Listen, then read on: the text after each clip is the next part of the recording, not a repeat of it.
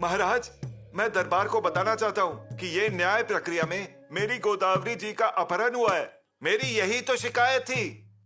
लेकिन अब गोदावरी दरबार में हाजिर है, फिर इस न्याय प्रक्रिया का क्या मतलब? अरे मूर्ख इंसान, भरे दरबार में आपके ऊपर जो इल्जाम है उसका क्या? हाँ महाराज, पर उन इल्जामों को साबित करना होगा और उसके लिए तो सबूत चाहिए। और यहाँ गोदावरी जी कह रही हैं कि उनके पास कोई सबूत ही नहीं है।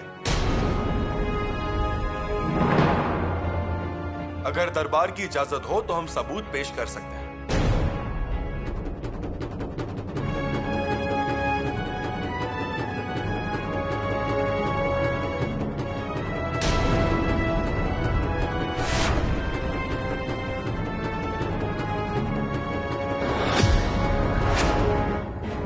स्वराज्य द्रोही और छत्रपति की हत्या की साजिश करने का गुनाह साबित होने की वजह से केदार जी शाहपुरकर को ये न्यायालय तकमक घाटी से फेंक देने की सजा सुना रही है। महाराज माफ कीजिए महाराज। और इस हुक्म का कागज बनाकर कुल मुख्तार से मोहर लगवा दिया जाए।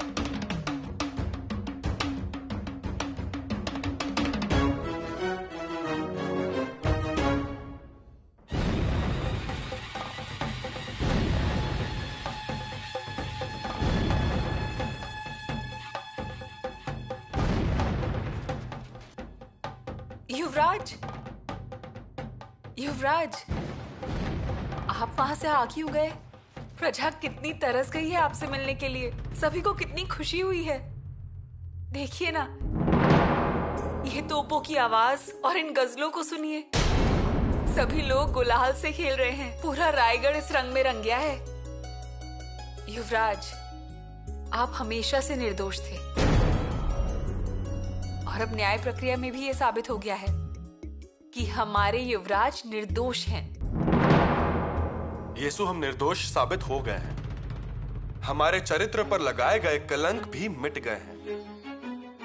पर येसु, ये कलंक मिटाते समय हमारा कलेजा भी रोंद कर निकल गया।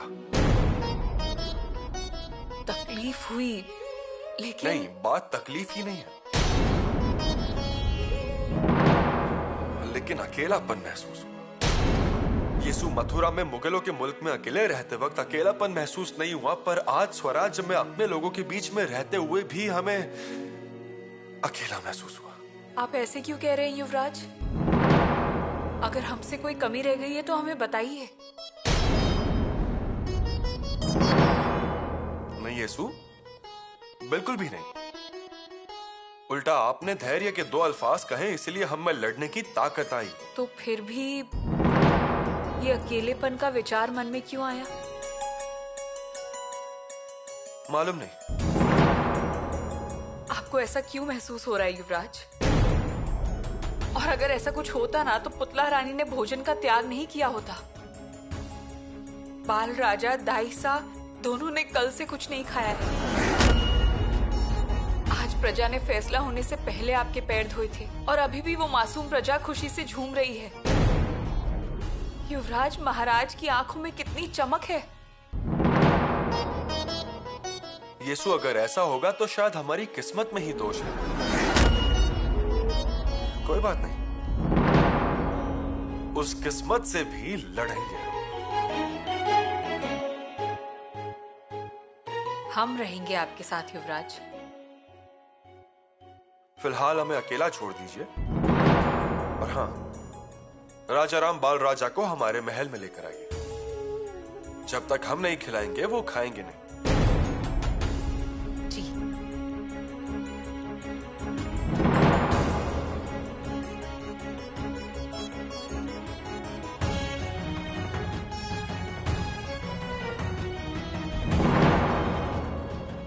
हर हर महादेव।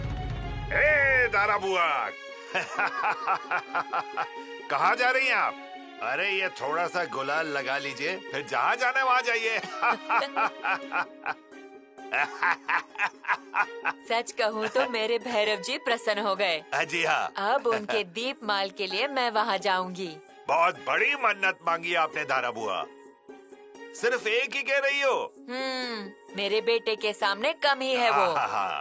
लेकिन पता है बहुत बड़ा संकट टल गया। जी हाँ, वो तो जाने ही वाला था, उसमें कोई सच्चाई नहीं थी, सिर्फ बातें फैलाई गई। हाँ बिल्कुल, और दरबार में फैसला हुआ। वो थोड़ा बुरा हुआ है, मतलब मगर मैं यहाँ रायगढ़ में होता ना, आपको बता रहा हूँ धारा बुआ ऐसा अवसर आने ही नहीं देता। अरे 2 थप्पड़ लगाता उस केदार जी को, फैसला जगह पर ही हो जाता। मेरे युवराज को परेशानी हुई, उस बात का बहुत बुरा लग रहा है।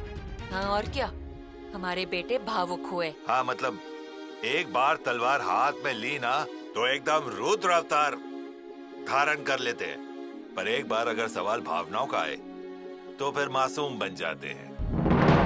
बहुत दुखी हुए होंगे ना? नहीं तो क्या, सच सही कह समय रहे हैं। आने दीजिए, फिर सब बातों का खुलासा हो जाएगा।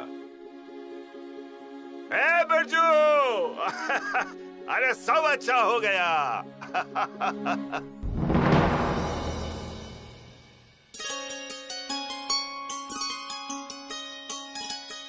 महारानी, आपको हमारी तरफ से शाबाशी। किस बात के लिए? आपने उचित न्याय किया, इसीलिए। सच बात तो यह है कि एक मां होकर बेटे का न्याय करना बहुत ही मुश्किल काम था, पर आपने उससे बखूबी निभाया है। केदार जी को किले से फेंकवा दिया। हमारी महारानी जी, प्रशंसा तो हो ही रही है, पर महाराज हम खुद भी डरे हुए थे। सोच रहे थे क्या सबूत आएगा सामने, क्या फैसला करने वाले हैं हम। पर भगवान जी हमारे साथ थे। महाराज अगर इजाजत हो तो एक बात पूछ सकते हैं? जरूर। ये न्याय करने की जिम्मेदारी हम पे क्यों सौंपी आपने? क्योंकि आप स्वराज्य में महारानी के पद पर हैं। महारानी? जी हाँ। हम बस नाम के लिए ही महारानी हैं। देखिए ना, महारानी हैं, लेकिन क्या मोहर की जिम्मेदारी हमारे पास है? नहीं है ना। महारानी हैं, लेकिन राजकोष की चाबियां हमारे पास है क्या? नहीं है ना। परंतु न्याय प्रक्रिया हम पर सौंप दी गई। क्यों? महारानी, आपके आदेश का हमने पालन किया, लेकिन कभी कभी लगता है बेटे का न्याय माँ के पास क्यों? फैसला अगर मां ना करती तो पिता को करना पड़ता, और हमें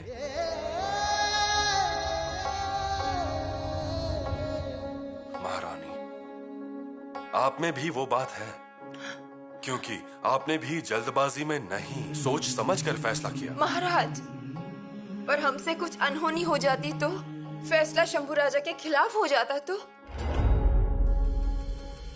फैसला क्या होने वाला है यह हमें पहले ही मालूम था, लेकिन फिर भी आपने जिस तरह से उचित न्याय किया वो देखकर हमें सच में बहुत खुशी हुई। भविष्य में ऐसे और भी अवसर आने वाले हैं जहां पर आपको ही न्याय करना है। उस सब की ये तो बस एक झलक ही थी।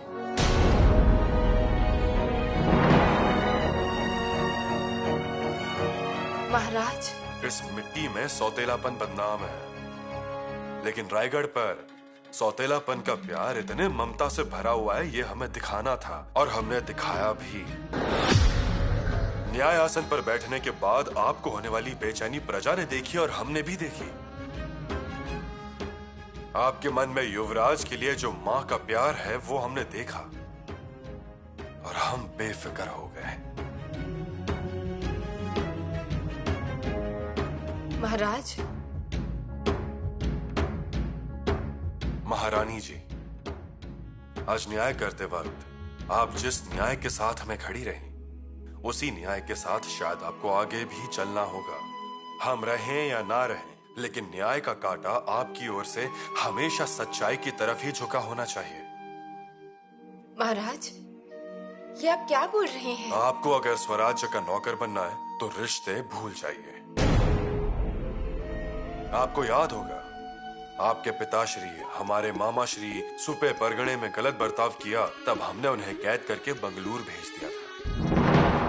हमने तब रिश्तेदारी नहीं देखी, न्याय देखा। और हमने ऐसा क्यों किया, ये आने वाला समय ही आपको हमसे ज्यादा अच्छे से खुलासा करके बता देगा। दादा साहब,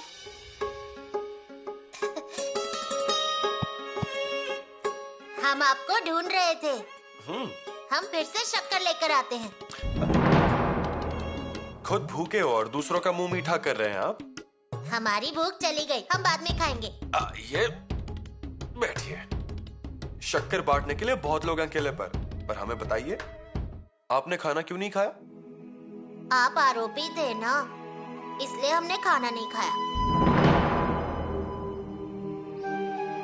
महाराजा, ऐसे भावुक मत हो जाइए। मन भावुक हो गया ना तो बहुत बहुत तकलीफ होती है। चलिए, हम आपको खाना खिलाते हैं।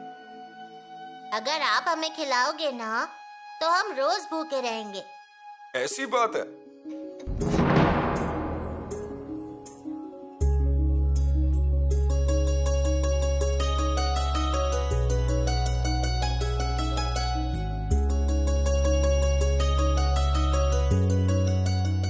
दादा साहब, आप मुझे ही खिला रहे हैं। आप भी खाइए ना, हमें पता है कि आपने नहीं खाया है। हमें नहीं चाहिए। दादा साहब, अब खा लीजिए। आप निर्दोष साबित हुए हैं ना। दादा साहब, निर्दोष मतलब क्या होता है? जिसका कोई भी दोष नहीं होता है वो निर्दोष। फिर इसमें आपका क्या दोष है?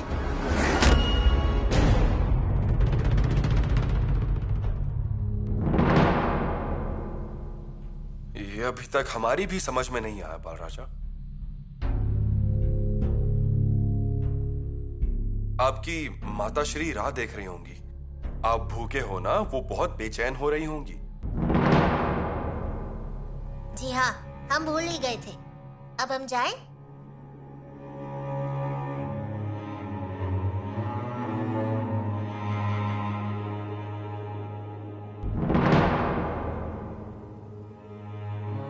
कितने भाग्यवान है ना बाल राजा कि अगर उनको बेचैनी हुई तो उनकी माताश्री है उनके पास। ऐसा नहीं कहना चाहिए युवराज। यीशु अपना खुद का बोलने वाला जब कोई ना हो तो वो तकलीफ अलग ही होती है। वो हमें कभी दिखाई नहीं देती। आखिरकार फैसला हो गया। मेरा तो फैसला ही हो गया। मतलब? देखिए ना, हाथ क्या लगा मेरे। बेटी गई, जमाई को मृत्यु दंड मिला। हमें लगा महारानी जी को हमारे बारे में अपनापन होगा, कुछ अलग होगा, लेकिन ऐसा कुछ नहीं हुआ। अलग मतलब? युवराज दोषी ठहरेंगे ऐसा लगा था, लेकिन वैसा नहीं हुआ। पंत, आप ऐसा कैसे सोच सकते हैं? अरे वो मुगलों के जासूस ने स्पष्ट रूप से कहा है और कबूल भी कर लिया है, और उल्टा न्याय हो ऐसी उम्मीद रखते हैं। सच कहा जाए तो आपके जमाई जी ने गलती की है, और युवराज जी को बदनाम करने का षड्यंत्र रचना ये बुरी बात नहीं है।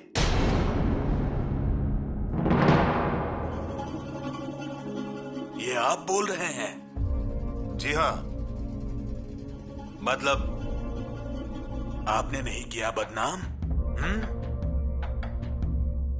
पंत, बदनामी की, पर जितना हो सके उतनी की। हाँ? सच्ची लगेगी ऐसी की, और उन पे गुस्सा निकालने के लिए की। पर ये मतलब, अरे आपके जमाई जी हमसे कई गुना आगे चले गए हैं। हाँ, बात तो सच है। और देखा ना आपने, सारी जनता युवराज के पीछे खड़ी है। और एक बात, न्याय होने से पहले ही गुलाल की सारी बोरियां किले पर हाजिर हो गई थी। बात तो है। मतलब देखिए, कलावंती का आरोप अप्रभावित साबित हुआ। आपके जमाई जी का इल्जाम, वो भी बेकार निकला। और इन सब में युवराज जी निखर कर बाहर आए। वही तो डर है मुझे। अब देखिए, उनका घोड़ा जमीन पर से नहीं, 4 उंगलियां ऊपर से ही चलेगा। इसीलिए तो कह रहा हूं पंत, अब यह संतुष्टि का सुर बदल दीजिए। और जमाई जी हुए तो क्या हुआ, स्वराज द्रोही निकला, अच्छी सजा हुई। ऐसा बोलकर खुद की छवि संभाल लीजिए।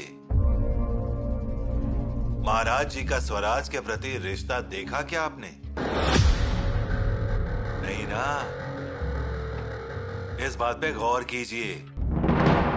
मैं तो कहता हूं महाराज के सामने जमाई जी को 2-4 अपशब्द बोल दीजिए, फिर देखिए आप निपक्ष हैं ऐसा सभी को लगेगा। समझ गए ना? चलिए। ठीक है राहु जी, आने वाला समय कठिन है, ये पक्का है।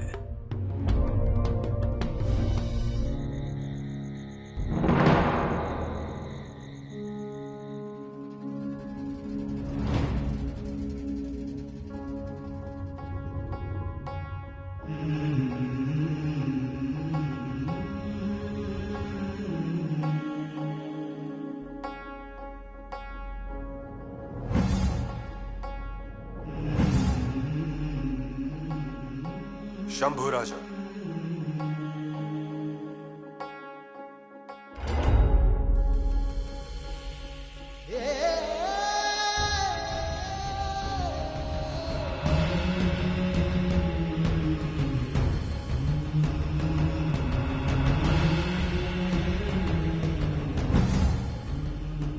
मिर्जा राजा झूठे हैं। आपको दादाजी कहना है क्या? नहीं, हमें मिर्जा राजा कहना है, क्योंकि वो हमारे दादाजी हो ही नहीं सकते। बहुत बड़ा काम किया आपने।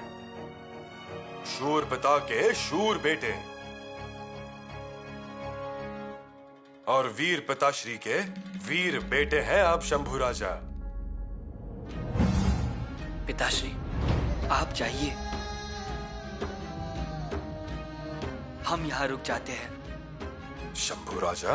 पिताश्री, बेफिक्र होके जाइए और जल्दी पहुंच जाइए। अब हम तैयार हैं। आप जैसे कहेंगे हम वैसे ही करेंगे।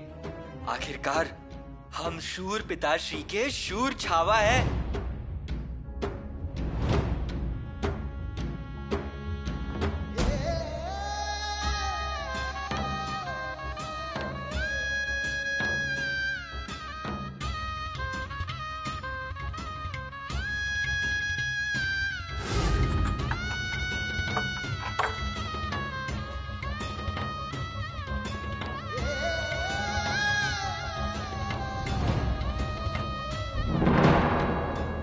युवराज, अब किसी भी विषय पर बात मत कीजिए, भोजन खा लीजिए।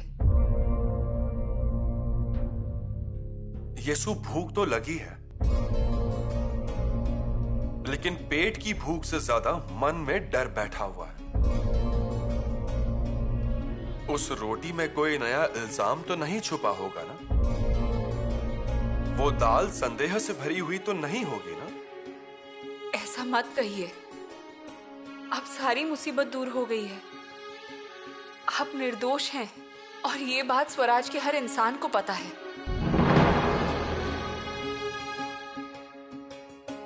फिर भी बाल राजा के सवालों के जवाब नहीं दे सके हम यीशु। हमारा क्या दोष है? यीशु, हम निर्दोष हैं तो दोष किसका है? और दोष है भी क्या? हम युवराज बनकर पैदा हुए, ये हमारा दोष? हम मां के बिना बड़े हुए, ये हमारा दोष है? रानी मां हमें छोड़कर चली गई, ये हमारा दोष? कि हम पिताश्री के साथ कदम से कदम मिलाकर आगे चलते रहे, ये हमारा दोष? कि पिताश्री की गोद में हम पले बड़े, ये हमारा दोष है? बताइए ना यीशु, हमारा दोष क्या है?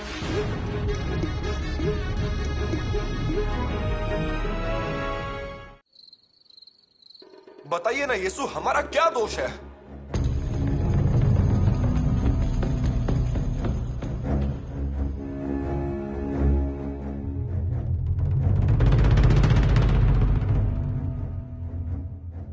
महाराज,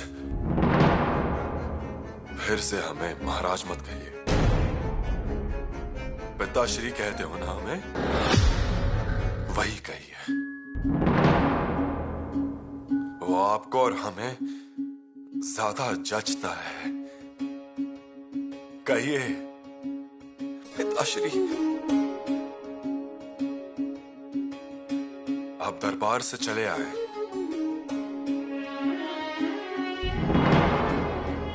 सच तो यह है कि यह कावड़ों की माला आपके गले में हमें दरबार में ही पहनानी थी, पर आप रुके नहीं, हमारे सामने आई। जगदम्ब,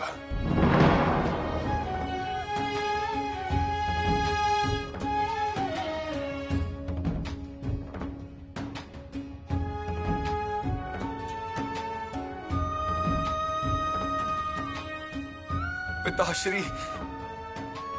नहीं, आज मुजरा नहीं, प्रणाम नहीं, पैर छूना कुछ भी नहीं।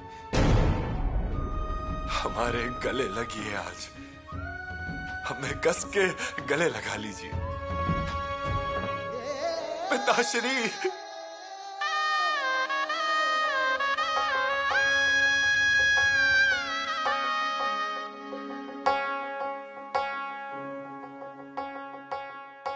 शंभू राजा, हमारे बाद ये सब आपको ही संभालना है।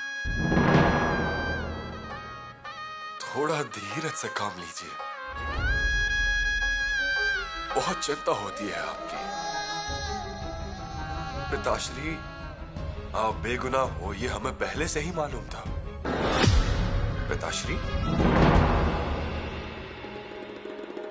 आपको क्या लगा गोदावरी कहां पर है, ये हमें मालूम नहीं? गोदावरी कहां पर थी, कैसी थी, उनके ऊपर किसका पहरा था? आप उन्हें छुड़वाने के लिए कब गए? उन्हें छुड़ाने के बाद आडमल में लाड़ी के घर पर उन्हें छिपा दिया। वहां से निकलते वक्त जंगल में बबुल का एक कांटा आपके पैर में घुस गया। सब कुछ मालूम था हमें। पिताश्री, पैर में कांटा घुसा था ना? जी पिताश्री, कांटा आपके पैर में चुभा, पर दर्द हमारे कलेजे को हुआ। मेरा बेटा मुगलों की टोली पर हमला करता है, 500 बंदूकें जब्त करते हैं, ये हमें नहीं पता होगा? हमें सब कुछ मालूम था। गोदावरी का जब अपहरण हुआ तब आप पराक्रम कर रहे थे स्वराज्य के लिए। फिर पिताश्री, हम पर क्यों इल्जाम लगाए जाते हैं? शंभू राजा, ऐसे इल्जाम होते रहेंगे, आगे भी होंगे। आपके विरोध में ऐसे एक केदार जी नहीं, ऐसे बहुत केदार जी खड़े होंगे। इस बात का आपको ध्यान रखना है। वो लोग आपको पकड़ेंगे, किसी ना किसी वजह से आप पर इल्जाम लगाएंगे ही। हमारे दुश्मन अलग थे, आपके दुश्मन अलग हैं। और आपके दुश्मन को एक बात निश्चित रूप से मालूम है कि आपकी बुद्धि के आगे, आपके पराक्रम के आगे वो टिक नहीं पाएंगे, और इसीलिए वो आप पर छिपकर हमला करते हैं। सावधान रहिए।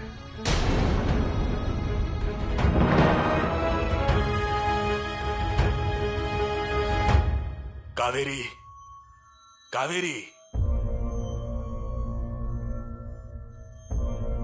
कावेरी। हे भगवान, आप कब आए? बुलाया था क्या? हाँ, मेरा चिल्लाना सुनाई नहीं दिया तुम्हें? अरे सच में नहीं सुना। और इतने दिनों से कावेरी कहकर नहीं बुलाया आपने, गोदा की माँ कहकर ही पुकारते थे, इसलिए ध्यान में नहीं आया। उसका नाम मैं क्यों लूंगा यहाँ? मैं कार्यालय गया तब तुम यही थी, और वापस आया तब भी तुम यही हो। किसी भी चीज में मन ही नहीं लग रहा। हम त्र्यंबकेश्वर होकर आए क्या? तुम्हें कहीं और ईश्वर नहीं दिखता? वहाँ क्या है? क्या हुआ? वहाँ पर भी गोदावरी है, वहीं उद्गम होता है उसका। अभी मुझे उस नाम का और नदी का सहवास ही नहीं चाहिए। ठीक है, फिर पंढरपुर चले जाते हैं।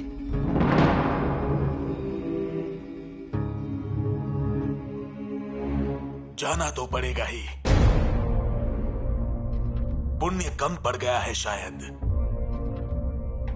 इसीलिए युवराज के सामने मुंह की खानी पड़ी मुझे। मैं आपके सामने हाथ जोड़ती हूँ, क्यों ऐसी बातें कर रहे हैं? और युवराज को क्यों दोष दे रहे हैं? सच तो यह है कि हमारे वजह से उन्हें परेशानी हुई। हमारी बेटी की जान बचाई उन्होंने। जमाई जी तो उसे मार ही डालना चाहते थे, पर उस पर ध्यान ना देकर उनको नौकरी देने का प्रस्ताव दिया। अगर वो हाँ कर देते तो भला हो जाता उनका। अरे उल्टा उन्हें ही आरोपी बनाकर खड़ा कर दिया। कुछ भी कहिए, मुझे नहीं अच्छा लगा। मेरी बेटी सच्चाई के राह पे चली, सत्यवक्ता है एकदम। अच्छा, मतलब तुम्हें भी अब युवराज पे प्यार आने लगा? उल्टा महाराज ने आपका मान रखा, वो आपके साथ अच्छे से पेश आए, नहीं तो निकाल देते वो आपको नौकरी से, सुरनीस पद से भी निकाल देते। कावेरी, मुझे लगता है अब जो हुआ उसे भूल जाइए, एक बुरा सपना समझ के भूल जाइए और शांत रहिए। शांत? एक बार मेरे अंदर का पाप शांत होगा, लेकिन ये सुरनीस शांत नहीं बैठेगा। ये दर्द बहुत पुराना है। इस दर्द ने हमें हमेशा हर बार अपमानित किया है। अब नहीं। बहुरानी, माताश्री, आपने संदेशा भिजवा दिया होता तो हम ही आ जाते। युवराज हैं क्या महल में? वे तो अभी अभी बाहर गए हैं। कोई संदेशा था क्या? हम बता देंगे उन्हें। नहीं, कुछ नहीं, ऐसे ही उनसे मिलने की इच्छा हुई। कितनी परेशानी हुई है उन्हें, पर फिर भी फैसला होते ही हमसे मिलने के लिए आए। हमसे कहा, माताश्री, आपका शंभू बेटा आप जितना कहती हो उतना ही निर्मल है, और कहा खाइए, व्रत छोड़ दीजिए। हमें फल खिलाया और हवा की रफ्तार से चले गए। कितने ध्यान से सब कुछ संभालते हैं, है ना? महाराज से मुलाकात हुई ना? जी। क्या हुआ? आप थी ना वहां पर? हम वहीं पर ही थे। पिताश्री ने सब कुछ अच्छे से समझाया। सच, झूठ, ये इल्जाम क्यों लगते हैं, बदनामी क्या होती है, उसके पीछे की वजह, और ये भी कि न्याय प्रक्रिया दरबार में ही क्यों ली। इतना ही नहीं माताश्री, युवराज जब पिताश्री के महल में गए थे तब उन्होंने दरवाजा क्यों बंद कर लिया था, इस बात का भी खुलासा किया उन्होंने। कितनी बारीकियों से सोचते हैं, कितनी दूर की सोचते हैं पिताश्री। पर युवराज उनकी बात से सहमत है ना? बिल्कुल, उल्टा उन्होंने ही कहा कि ये फैसला दरबार में हुआ, अच्छा ही हुआ। ये बहुत अच्छा हुआ। अब उनके दिल में कोई बात नहीं रहेगी। बस अब अंदर लगी हुई चोट ऐसे ही जल्द से जल्द ठीक हो जाए। जी। उसकी जिम्मेदारी आपकी है। हमारी बैलगाड़ी आ गई। वाह वाह, बढ़िया। प्रणाम। युवराज को आंगन में लेकर जाइए, वहाँ खेलने दीजिए। अजी रहने दीजिए, खेलने दीजिए उन्हें खेलते हुए देखता हूँ तो अच्छा लगता है, बचपन से ही।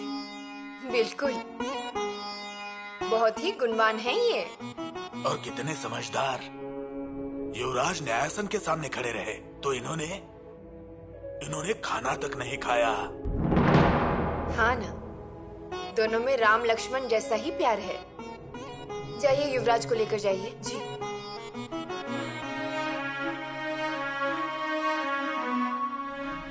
आपसे कुछ बात करूं? जरूर। मतलब मुझे ऐसा लगता है, राम लक्ष्मण नहीं बलराम कृष्ण कहिए। लक्ष्मण छोटा, लेकिन राम के कारण वनवास, और वहां कृष्ण छोटा लेकिन सर्वशक्तिमान। अब मतलब मैं बस ऐसे ही समझता हूँ। वैसा तो कुछ नहीं होगा, लेकिन हाँ ना, वो है ही हमारे कृष्णा, बाल कृष्णा। बिल्कुल सही कहा, लेकिन अभी तक जैसे चाहिए वैसे शिक्षा नहीं मिली। 9वें साल में युवराज मिर्जा राजा के सामने बैठे थे शतरंज खेलने के लिए। हमें सब याद है।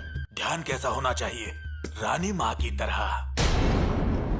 अभी यही देखिए ना, हमारे जमाई राजा कितनी बड़ी बदमाशी की, वो भी होशियारी से।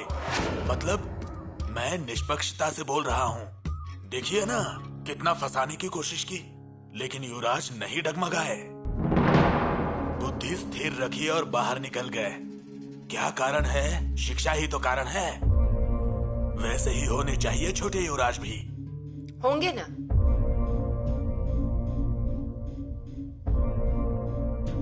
आपकी यहाँ आने की वजह? अब देखिए ना, मैंने छोटे युवराज को देखा और सब भूल गया। कावेरी ने भेजा था संदेश देके। कौन सा संदेश? यही कि महारानी जी ने न्याय अच्छा किया, हमारे मन में कोई गिला शिकवा नहीं, दूध का दूध पानी का पानी किया। अग्नि परीक्षा थी वो हमारे लिए, लेकिन निभा लिया भगवान की कृपा से। मैं चलूं? इजाजत दीजिए। छोटे युवराज, कहाँ पर छिपे हुए आप? अरे कहाँ पर है? यहाँ भी तो नहीं। कहाँ पर छुपे हुए हैं? अरे यहाँ। अरे देखिए, मुझे तलवार दीजिए और आपके बैलगाड़ी लीजिए खेलने के लिए। हमें बैलगाड़ी नहीं चाहिए, हमें तलवार से ही खेलना है। खेलने के लिए तलवार चाहिए? जी हाँ, और वो भी दादा साहब जैसी। अरे वाह, भैया जी की तरह ऊंची छलांग लगानी है आपको। लगाइए। अरे उसके लिए पहले बड़े तो हो जाइए। मामा श्री, हाँ, हमारी तलवार भी है। अरे होनी ही चाहिए। अरे भोसले खानदान में पहले तलवार बनती है, उसके बाद बच्चों का जन्म होता है। 5वीं के पहले तलवार की पूजा की, फिर जीवन के कामकाज शुरू किए। दीजिए। ए शाबाश, बड़ा ही होशियार है। अरे मटका अभी भी कच्चा है, पूरी तरह बना नहीं। आपको तैयार होना चाहिए। कब होंगे तैयार? महारानी जी, मेरा नमस्कार। महारानी जी नमस्कार। अभी तक तो इन्हें तैयार हो जाना चाहिए था। अरे तैयार कर देंगे, उसके लिए कितना समय लगता है? बस ऐसा कहकर बाल राजा के ऊपर किसी का भी ध्यान नहीं है। सब लोग अपने कामों में व्यस्त हैं। इस उम्र में शंभू राजा घोड़े की लगाम अपने हाथों में रखना सीख गए थे। उनकी तो बात ही कुछ और थी। वो मूल रूप से बिजली थे। उस बिजली को क्या सिखाएं कि चमकना कैसे होता है। ये भी वैसे ही हैं, चमकने वाले। छत्रपति जी का खून है ये भी वैसे ही बनने चाहिए। क्यों नहीं बनेंगे?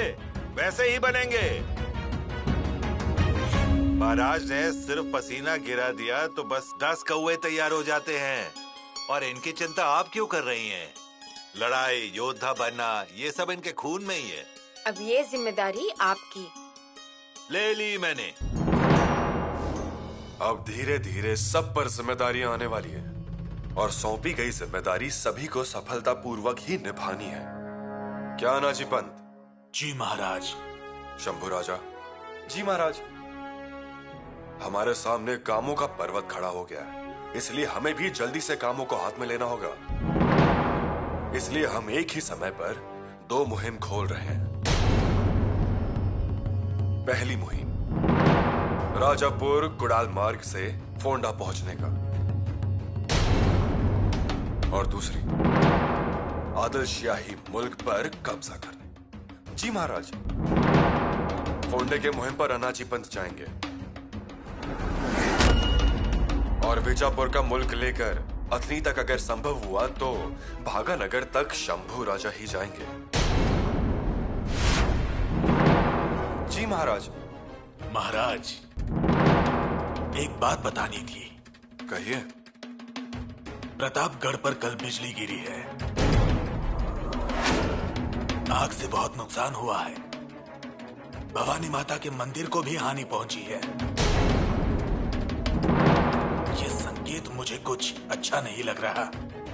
अनाजी पंत, ये संकेत शुभ अशुभ हमने कभी नहीं माना है। अमावस्या की रात को भी किले से नीचे उतरकर विजय प्राप्त की है हमने। लेकिन बिजली है वो, गिरेगी ही, और उसे अगर आपके हाथों में पकड़ना है तो अपने शमशेर में पकड़िए। जी। ये खबर हमें सुबह ही पता चली है, हम देखते हैं क्या करना है। आप तैयारी कीजिए, अभियान का खर्चा, आश्वरोही, सैनिक, इन सब की सूची बनाइए और दरबार में दे दीजिए, और आपस में बात करके एक दिन निश्चित कीजिए मुहिम पर निकलने के लिए। बस एक बात याद रखिएगा, हमें किसी भी कीमत में सफलता चाहिए। जी पिताश्री, हम सफलता हासिल करके ही लौटेंगे। हमारे शमशेर की बिजली की चमक दुश्मन देखेगा। शाबाश।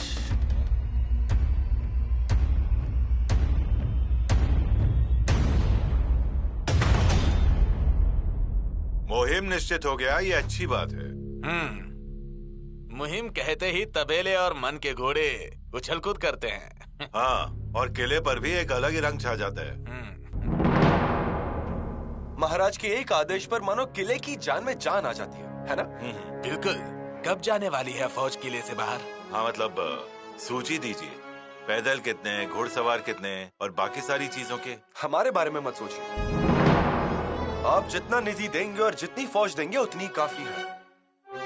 अनाजी पंत वरिष्ठ है, और कहा जाए तो मुहिम भी मुश्किल है। उन्हें जो चाहिए वो उन्हें दीजिए। एक बार उनकी सूची आने दीजिए, फिर हम हमारी सूची देंगे। फिलहाल नीचे 25,000 की फौज तैयार है। इसीलिए हम कह रहे हैं कि पहले अनाजी पंत की मांगे पूरी कीजिए, बाद में हमारा देखते हैं। मुझे 15,000 की फौज लगेगी।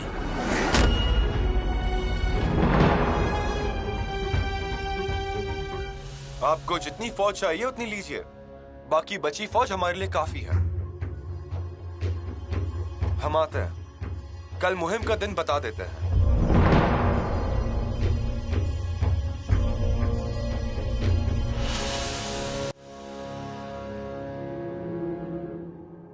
देखिए कितने दिलदार हैं। पहला मान आपको दिया है सुरनीस। देना ही चाहिए। वो सब छोड़िए, आखिरकार हमारा शौर्य भी तो उतना है। इसलिए ये बातें यहाँ मत कीजिए। ये प्रतिष्ठा की लड़ाई नहीं, स्वराज्य की लड़ाई है। चलिए कार्यालय में, सूची दीजिए।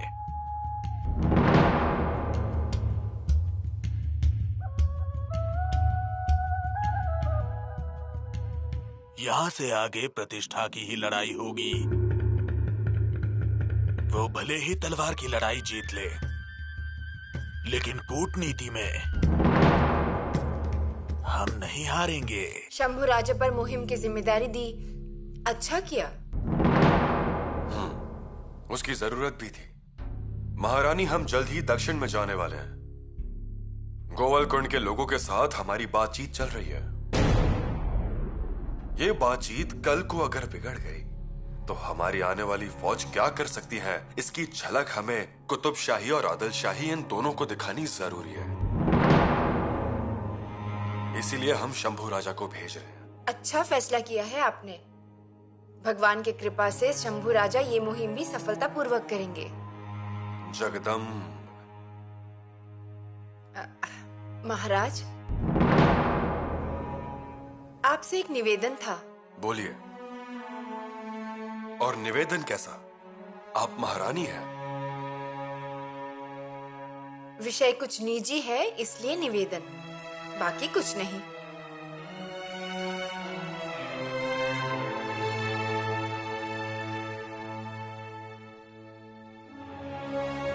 कहिए।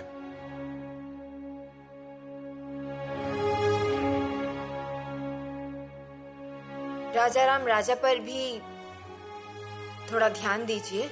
मतलब इन सब भागदौड़ में और इन सब व्यस्तता में उनकी शिक्षा ठीक ठाक से नहीं हो रही है।